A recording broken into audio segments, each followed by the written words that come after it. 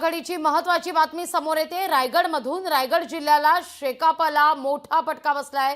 या जिल्ह्यामध्ये माजी आमदार पंडित पाटील भाजपमध्ये पक्षप्रवेश करतायत। पंडित पाटील हे शेकापचे सर्वेसर्वा जयंत पाटील यांचे बंधू आहेत आणि भाजप पक्षप्रवेशाचा मुहूर्त आता 16 एप्रिल ठरतोय। मुंबईमध्ये हा पक्षप्रवेश होणार आहे।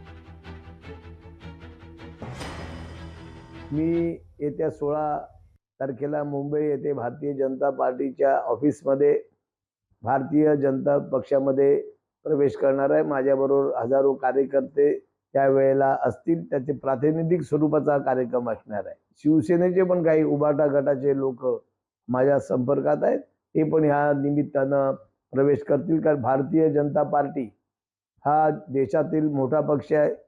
अनेक पक्षांनी मला विचारणा केली होती, पण त्या लहान पक्षात जाण्यापेक्षा मोठ्या पक्षात जाणं मी उचित ठरवलं। लोकशाही मराठी ऐका, पहा, जागरूक रहा।